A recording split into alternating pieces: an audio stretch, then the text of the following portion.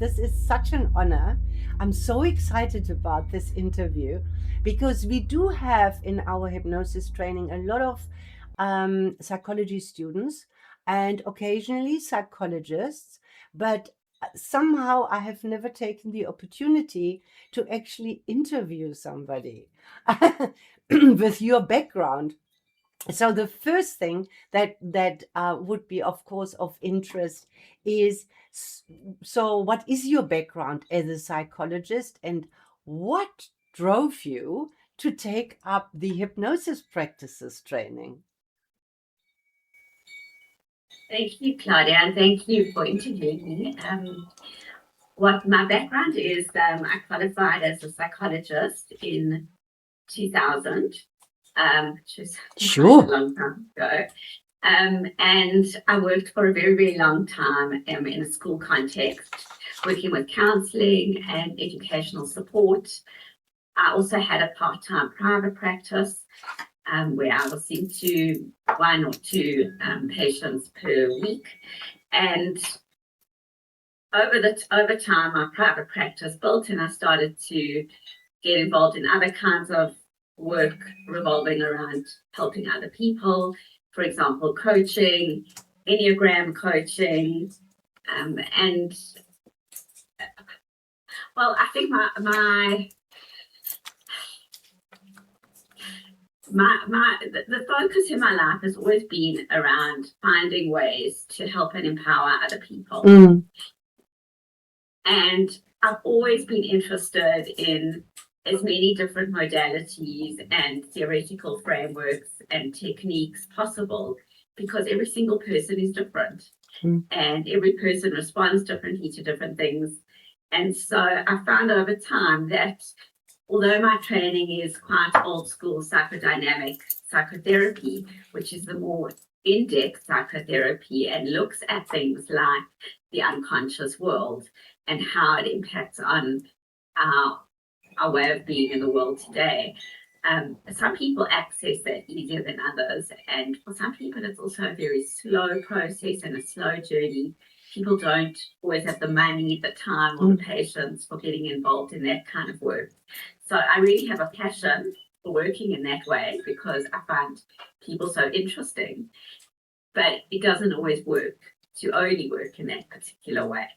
So I started to explore, and my first exposure to hypnotherapy, in fact, was with past life and spiritual regression. So that's how it started for me, interestingly, which is not the kind of work one would do in traditional psychotherapy, but it's always something that interested me, and that was my first experience in hypnotherapy.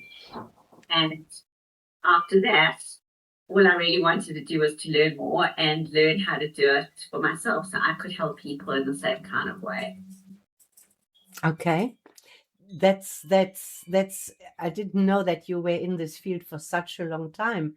So now that you know this, how does hypnosis fit within the field of psychology? It actually fits very well. I mean, if we remember that Freud himself came from a background of using hypnotherapy, that was his original work with Hans Breuer. So after a while, and actually the reason that he did this is he wanted to delve into people's subconscious or unconscious minds.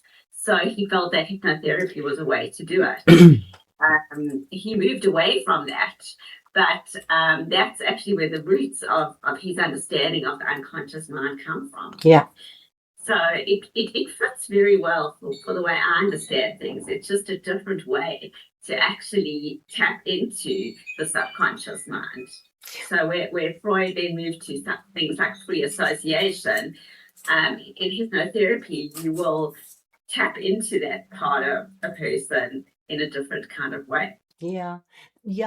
So then when I hear you correctly, you say that both modalities, if I can call psychology that, and our hypnosis practice. And just to frame it correctly, we're talking here about the non-medical part of hypnotherapy, because we don't train, clinical or medical people. We do train them, but the qualification they get is non-medical. But nevertheless, what I'm hearing you saying is that both modalities work with the subconscious mind.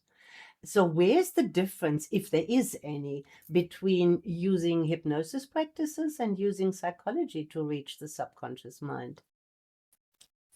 A psychological therapy process would entail, generally speaking, if you're working with the unconscious mind. Okay, remember, different modes of therapy are going to use different ways of helping people. But if we're working with the subconscious or the unconscious mind, it would take quite a long time to get somebody to the point of being able to tap into those hidden motivations and understand them, and then also be able to change them. So therapy is a much, generally speaking, is a longer process and takes time and patience, and generally speaking, quite a lot of insight on the part of the individual. Oh, yes. Whereas, I don't doubt that. But now that you have a really good understanding of hypnosis practices, and you understand that in order to achieve the natural state of hypnosis, we have to kind of bypass that critical faculty, that analytical, logical mind. And we have distinct ways and techniques to do that. How do you do this without these techniques? How do you I see bypassing that critical faculty as a kind of an opening of the doors into the subconscious or unconscious or whatever. Now, how do you do this? I understand that this can happen automatically because it is a natural state.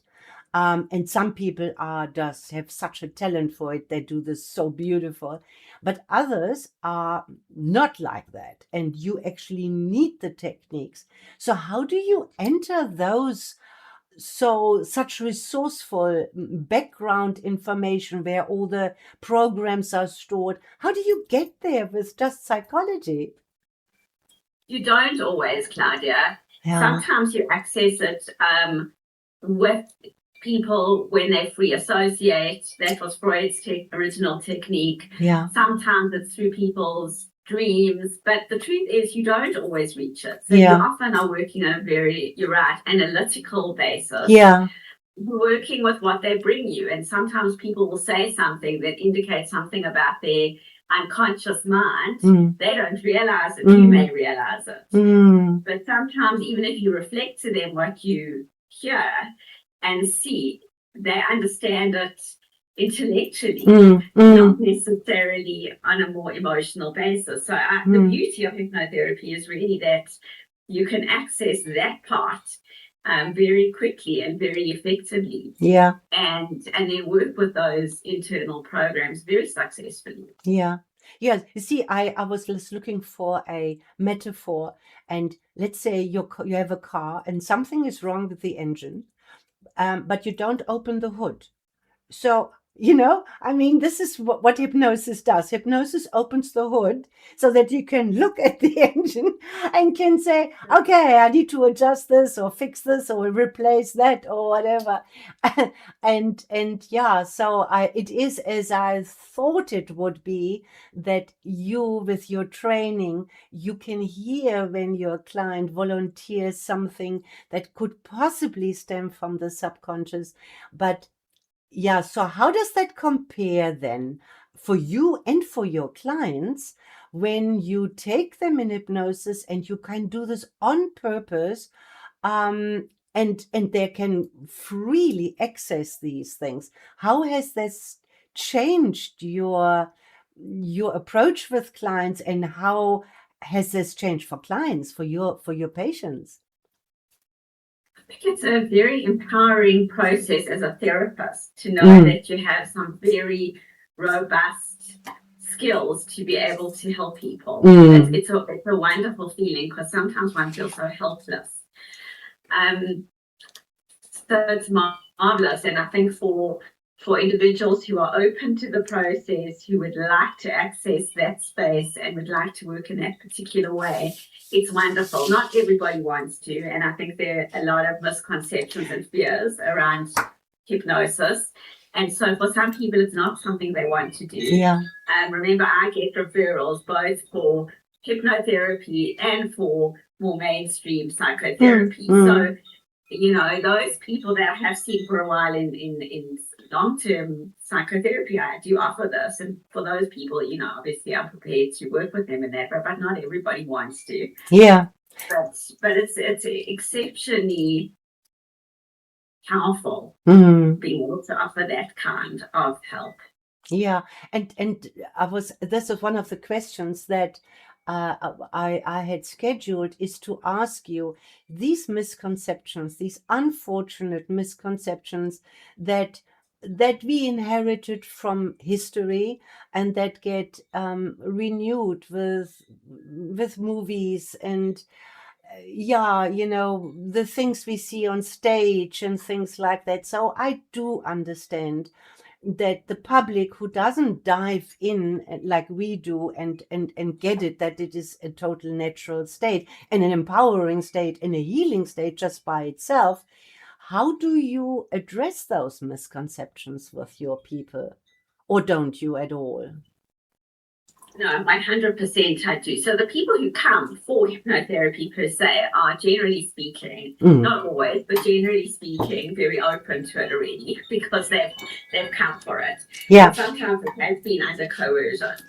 But in any case, it's really important to work with somebody and understand firstly what it is, what do they think about hypnotherapy, what is their experience of it, what have they heard about it. Yeah. And really to address those. So to explain to them, number one, as you say, Claudia, it's a very natural state. It's a healing state. There is no lack of control. We are completely in control of what we do and how we do things. We will never do something that we don't want to do. Unfortunately, there's also so much, you know, like on Netflix and all kinds of things, of movies where they've used hypnotherapy as a sort of tool to add some kind of deception and get people to do things they wouldn't normally do. And that's just so unfortunate. Yeah. Because the minute you experience the trance state, you know completely how in control you are and how accessible it can be and what a beautiful space for healing it can be. Yeah, absolutely. And that would lead beautifully into the next question. So when you had your training, tell me, when you've experienced hypnosis knowingly and you entered that state on demand knowingly or were guided into it, how was that for you? The first, I think in the beginning it felt a bit strange because it's so different to something one expects. It feels different to what you think it's going to be. It's not this weird and wonderful space where people say, how do you get people under? Yeah, under what? Yeah. And there's no such thing. It's not like, you know, you're going to bash somebody over the head and then they're out, you know. But and the more times I do it, actually the easier it is to access the trance space and the more powerful work I'm able to do in that space. So it's beautiful. Sometimes I don't want to come out. It's just so lovely. Yeah. And anything seems possible. Yeah. Yeah. And coming out, I suppose, because of our post-hypnotic suggestions, one feels so empowered and so revitalized and refreshed and really able to see the world in very different ways. It does, huh? It does. What I wanted to ask you, we'll be hopping around a little bit, but it's good. It's all good. Do you know whether there is any other training for clinical psychologists available in hypnosis in South Africa? I don't. I know there used to be. There used to be, no? Yeah. But I'm not sure anymore. I haven't seen or heard about it in a long time. I think it was the Ericksonian Institute, Milton Erickson's work around. I think that was the training. I don't know Yeah. anymore. I don't Yeah. think so. And do you think that this lack of opportunity for psychologists and doctors and dentists and whoever works with people and could use the benefits, because what hypnosis can help with is endless, whether it's pain control or a habit changing or reprogramming your subconscious mind. Do you think, or maybe I should ask even more general, is there a kind of a resistance with your colleagues to embrace hypnosis? I mean, the way you speak about it, you sound really chuffed. So why is not every psychologist considering doing that training? That's a good question. I can't answer for lots and lots of people. Maybe Sure. they don't know about it. Maybe the stigma attached to hypnosis has put people off. I think that a lot of people who are psychologists also like to work more with the analytical, logical, conscious mind, in person. I don't know, but perhaps it has to do with lack of availability or not knowing that it's an option, and a lack of information, perhaps. Yeah. There's a pity, because one always has a preference with how one likes to engage and work with people, but I think that the more modalities we have at our disposal, the more we're able to help people. Absolutely. So some people, and it's interesting, some people are, they have many difficulties, but they're not able to talk about them. It's very hard. They're not verbal. They don't necessarily make connections between things in their mind. And so they find traditional forms of psychotherapy quite difficult and not at all helpful. So I think that, for example, hypnotherapy is lovely for somebody like that, or for something like a phobia or a compulsive behavior, or some sort of medical procedure dealing with anxiety. I had the privilege of working with somebody who was going in for some major surgery, and we worked therapeutically for quite a while, but she was very anxious about this procedure. And the truth is, there was just so much that could be done talking about her anxiety. So we did some work with hypnotherapy and helping to prepare her for the surgery and helping to aid post-op recovery. And she messaged me the other day to say that she recovered from the surgery very quickly. There was also no post-op nausea as a result of the anesthetic, and she can't believe how good she felt.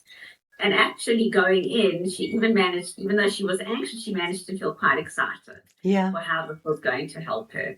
So it was just an amazing thing to be part of. Yeah. I had also my fair share of these, and it is quite an honor to see that you can approach these things comfortably, or at least content. You don't have to go with anxiety, and that puts extra strain on the body, So is there anything else that you are willing or can share, an example where the use of hypnosis in your practice brought faster or deeper kind of insight and change for your patient?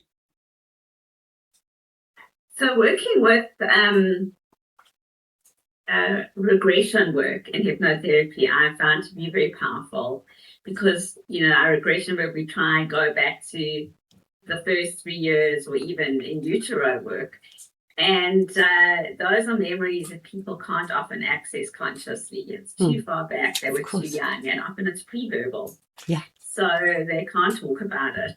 And it's been quite astounding working with individuals who are sitting with some very deep-seated programs and patterns that they have no idea where they come from, and try as they may, they cannot seem to shake it or work with it. And so working with regression in hypnotherapy has been astounding. and helping people to unlock those memories and then helping to change those patterns when they're in trance space. Yeah. Yeah. So that they can move forward with much more positive and helpful underlying programs and patterns. Yeah. Absolutely. It's this under the hood, the engine under the hood. Again, if you don't open the hood, you don't know what kind of engine is there and what parts of the engine would be doing good with an upgrade kind of thing, It is an upgrade often. Yeah. And people need to understand we're not erasing their memories or taking them away. We are changing the way they're perceived and interpreted. I think this is such an important aspect that you are mentioning here, because very frequently I get inquiries, can you erase a certain memory from my wherever, And I say, well, I'm sure you agree with me. Theoretically, if a post-hypnotic suggestion would be accepted and the client is willing, in theory, it's possibly possible. But, but now it's still there and it's running underground, right? And now another modality might never find it. So personally, I actually find it very unethical I would never endeavor to erase somebody's memory, as nice as it may feel, the idea, the one who broke my heart or betrayed me or whatever, and I want to let go of that. There's better ways to work through this quite quickly and astoundingly, and for us to rise out of these ashes, so to speak, strong and powerful and confident. Yeah, beautiful. So maybe we can go for the last minutes we have left, going into more personal reflections. Has this training that you received with the South African Institute of Hypnotism, has this kind of influenced your understanding of the human psyche in some ways? Yes, it's an interesting question. Yes, it has, because it's made me see that in fact so many of the things that are in our mind we can work with and change quite quickly. Yeah. So I think that's the one important thing, that it doesn't have to be a long drawn out process and we don't have to suffer forever. Yeah. Help is available and possible. Yeah. And that's been a very big thing for me. I think that psychotherapy is an important and very, very valuable way of helping people. And I think there's nothing like a relationship to heal and to help. So I feel that is really important. And of course, one has that in the hypnotherapy space as well. It's a rapport, it's a trust. It's somebody that that is there to assist you in a non-judgmental way, always, and that you can always turn to. Yeah. And that will be as objective as possible. Yeah. But also that we can access some difficult things very quickly and let them go quite quickly. And I think particularly in a world where people don't have time, they very often don't have money to sit in therapy for years and years, this can be a far, far easier and more accessible way of seeking help. Yeah. So am I understanding your method generally that you might not jump in with hypnosis unless people request that from you, but when you find you're getting resistance or stalemate or whatever, you're not getting anywhere, then you offer it. So how long into the psychology process do you take before you think, oh my God, this person could benefit from hypnosis here? It's hard to answer because it really depends on the person I'm working with. Some people want to find ways of managing things very, very quickly. And for those people, I would probably suggest it in a quicker. Okay. Okay. some people, they want to sit. They need the time. And they need the time to develop a trust and a rapport in me and in the relationship and in the experience. And that's also okay. That also explains why, as a hypnotherapist, I usually see people that have been to psychologists, they have had all these other modalities that they tried and tried and tried, even including medication, and they're just not satisfied with the results that they get overall, especially antidepressants, for example. After some time, they find it limiting, and it reduces the quality of life for them. Yeah, wonderful. I love parts therapy also because that also fits in so beautifully with psychological ways of understanding things. So there's internal family systems, which is a very popular method of working with people, and we look at the fact that we all have different parts of us. Yeah.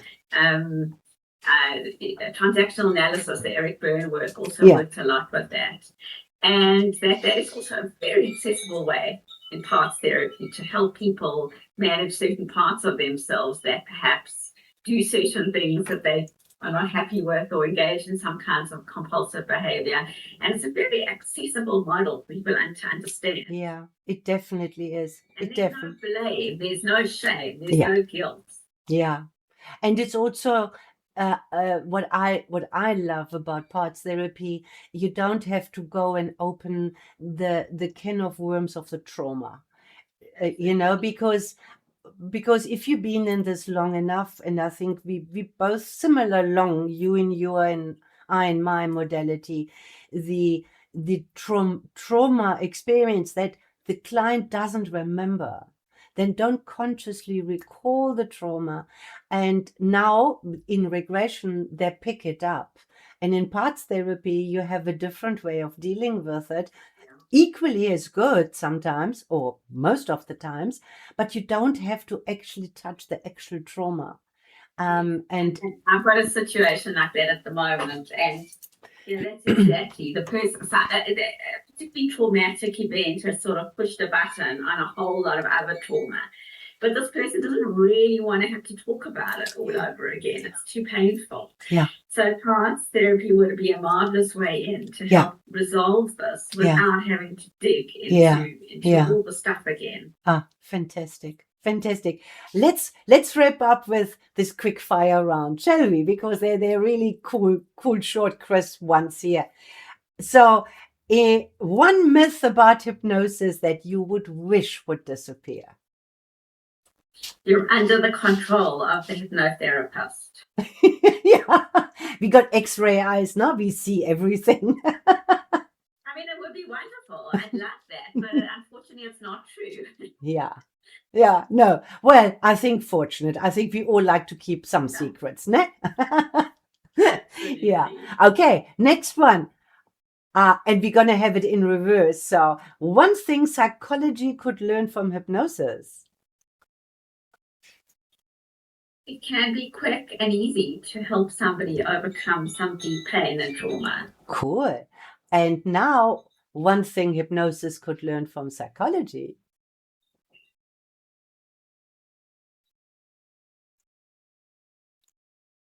Sometimes being present and the relationship is what heals as well. You don't even need to do anything. That's true. That's true. But we teach all the kind of rapports as well. Okay. Complete the sentence. The mind is a very powerful and amazing aspect of ourselves. Yeah. It's like clay. There's so much to do with it. Marvelous or very dangerous. It can be destroying. Absolutely. It can be very destructive as well. Yeah.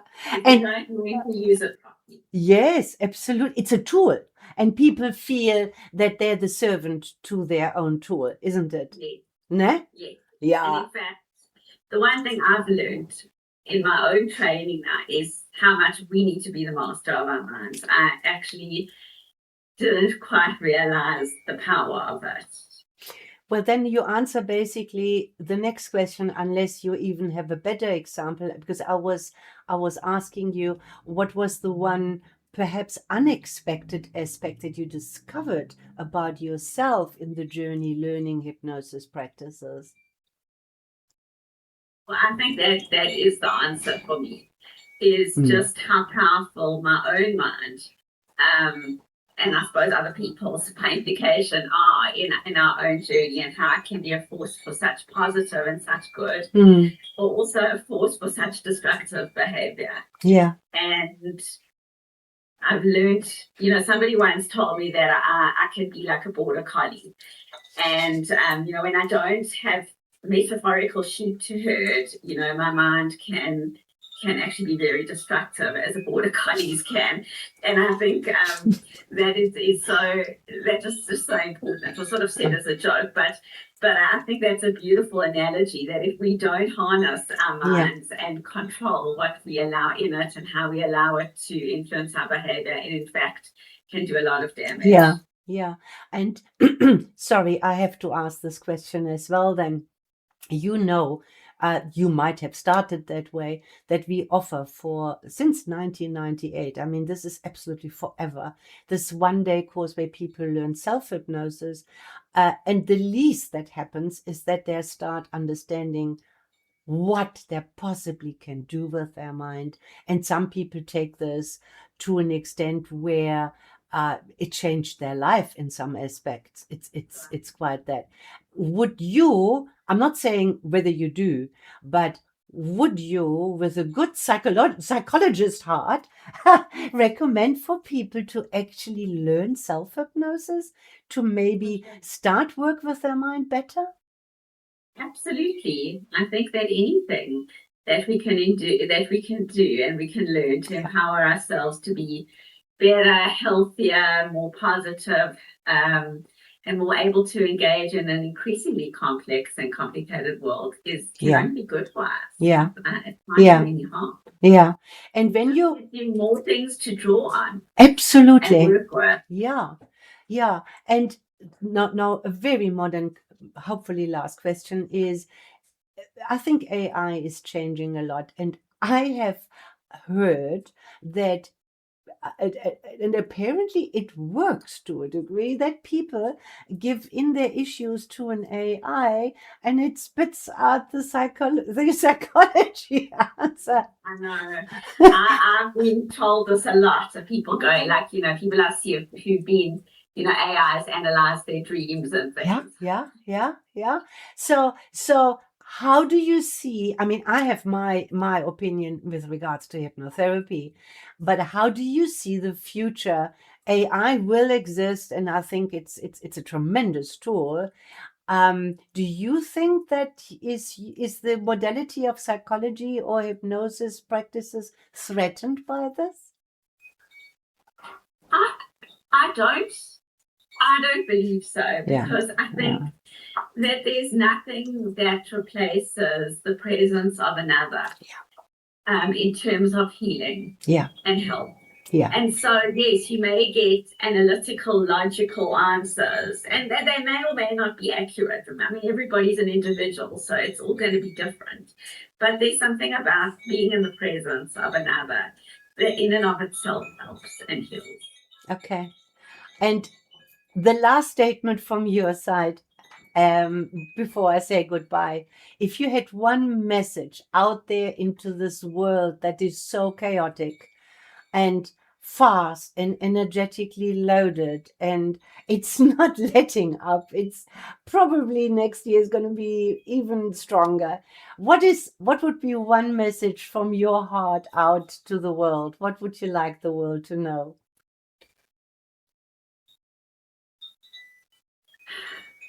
That we are beings of infinite possibility, and there are many times that life can get very hard and very complicated, but we also have all the resources within us, with help, of course, to be able to access them, to be able to cope with life.